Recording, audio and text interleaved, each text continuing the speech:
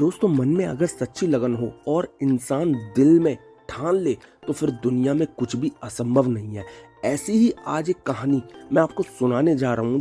जिस कलाकार के बारे में मैं आपको बताने जा रहा हूँ, इन्होंने बेहद विषम परिस्थितियों में अपनी किस्मत का ऐसा डंका बजाया और ऐसा साम्राज्य खड़ा किया कि लोग आज भी उन्हें याद करते हैं। जी हाँ दोस्तों, मैं और किसी की नहीं, फिल्म इंडस्ट्री के जाने माने संगीतकार नौशाद के बारे में आज आपको बताने जा रहा हूँ।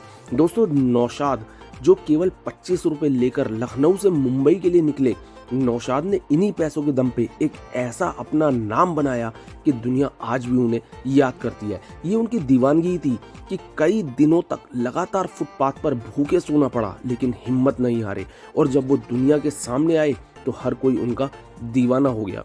दोस्तों, मशहूर संगीतकार नौशाद जो कि बचपन से ही संगीत के बहुत ही दीवाने थे, यहाँ तक कि वो अपने घर वालों से भी लड़ पड़ते थे। एक बार उनके पिता ने गुस्से में उनसे कह दिया कि या तो घर या संगीत, दोनों में से किसी एक को चुन लो। तो उन्होंने तत्काल ही संगीत को चुन लिया और अपने शौक को अपना कैरियर बनाने के लिए घर से निकल पड़े। दोस्तों, नौशाद के बचपन का एक किस्सा है जो कि मैं आपको अभी बताने जा रहा हूँ। लखनऊ में वाद्य यंत्रों की, यानी जो भी म्यूजिकल इंस्ट्रूमेंट्स होते हैं, उसकी एक शॉप थी। उसके सामने अक्सर नौशाद जाकर खड़े हो जाया करते थे और हसरत भरी निगाहों से उन वाद्य यंत्रों को, म्यूजिकल इंस्ट्रूमेंट्स को देखते रहते थे। एक बार दुकान के मालिक ने उनसे पूछ लिया कि वो दुकान के पास आकर क्यों खड़े रहते हैं। नौशाद ने अपने दिल की बात कह दी कि वो उस दुकान में काम करना चाहते हैं। नौशाद जानते थे कि वो इसी बहाने इन इंस्ट्रूमेंट्स के ऊपर अपनी प्रैक्टिस कर पाएंगे।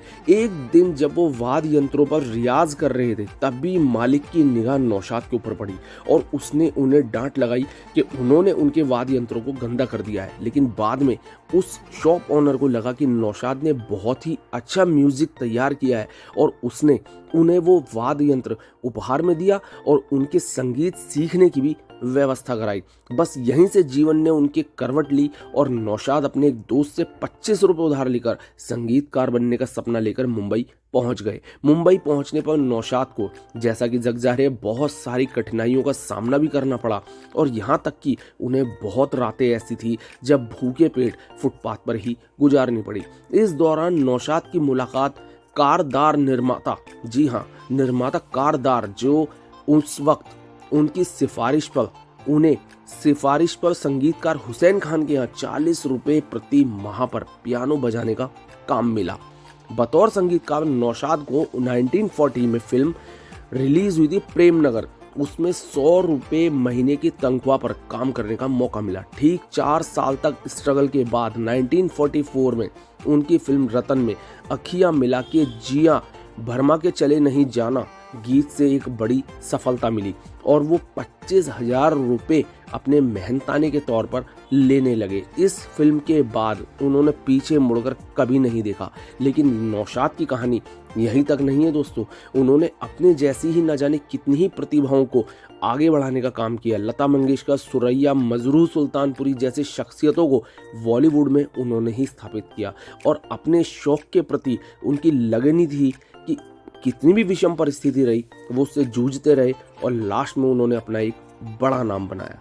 तो दोस्तों, जीवन में अगर कुछ सीखना है तो ऐसे ही कलाकारों से कुछ इंस्पिरेशन लेनी होती है और आगे बढ़ते रहना होता है। अगर आपको कुछ भी अच्छा लगा हो तो प्लीज़ लाइक शेयर सब्सक्राइब करना बिल्कुल मत भूलिएगा। Thank you so much.